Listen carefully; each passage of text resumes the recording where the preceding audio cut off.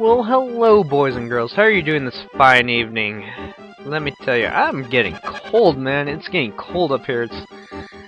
Yeah, in Washington State, I guess you can't really complain because it's so far north, but, seriously, I'm not quite ready for it. It just kind of started hitting here just randomly this week, so I'm freezing, man. Freezing. Wasn't ready for it. I have to start dressing in layers. Actually, I just put on a jacket, so hopefully that'll warm me up a bit. But no, seriously, I'm sorry about this being a little bit late.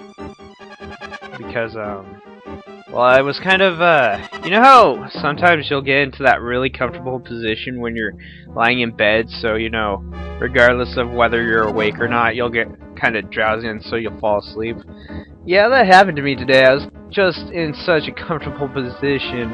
Didn't really want to move, and so like I kind of ended up oversleeping like 5 hours more than I should have.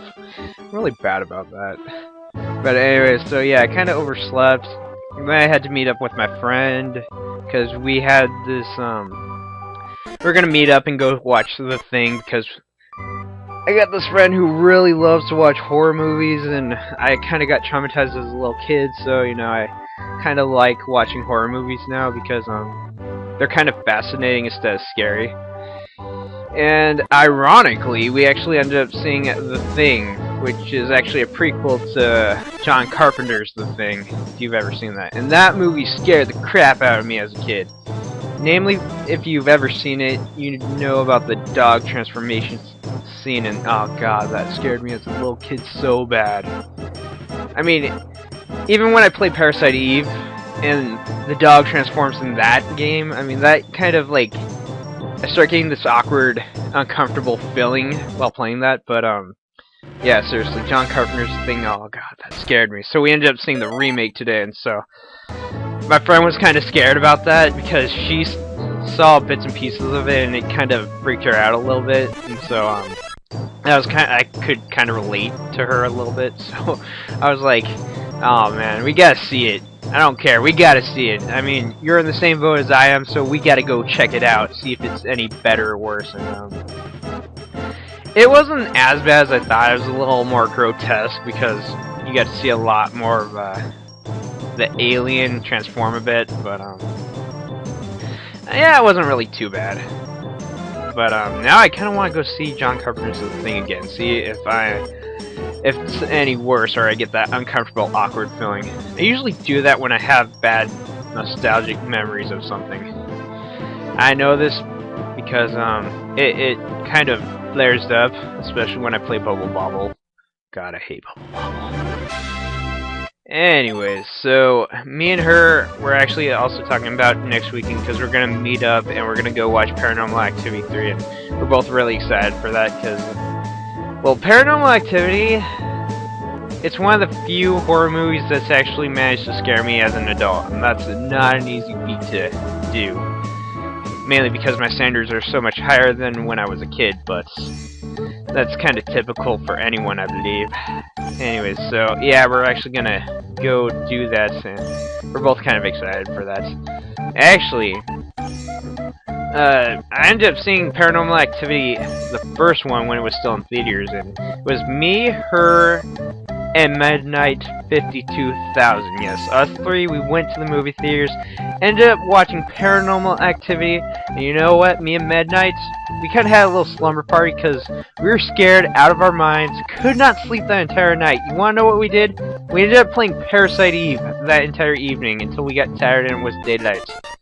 Because, that movie is scary, and so we need, like, a comfort game, and, ironically, we found comfort in Parasite Eve. I don't know why. I guess it's because we're so familiar with it, we pretty much know what's gonna happen, so.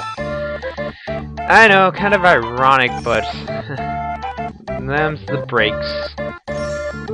Anyways, I'm sorry I'm not really talking about too much of the game. I kinda don't really care, to be honest. It's kind of boring. I need to make it a little more lighthearted. You know what? My inventory's full, so magical glow! And my inventory's freed up a couple spots. Yes.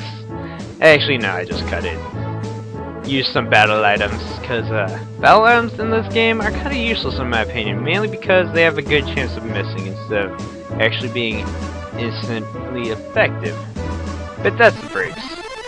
Anyways, I should probably talk about enemies because I showed a couple off and I haven't really talked about them. Well, these ones here are nightmares.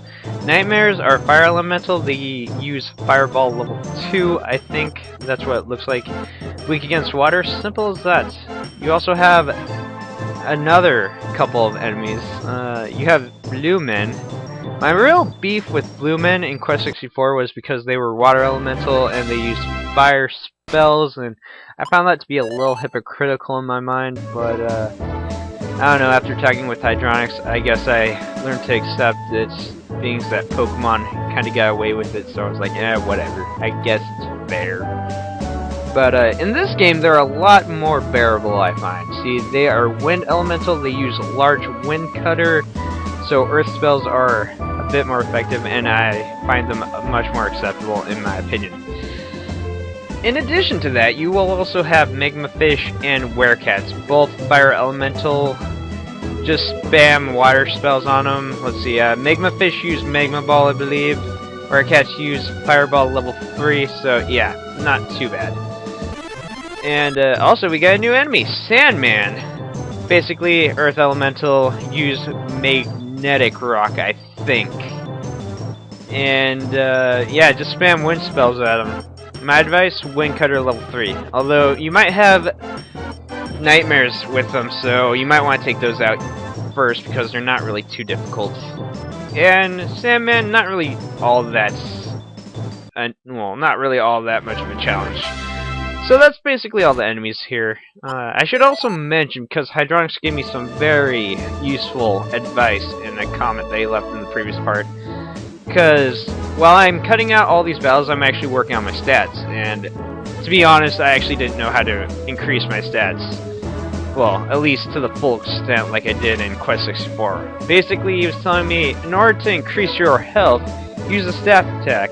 To increase your defense, get hit. To increase your magic, use spells. To increase your speed and agility, move around.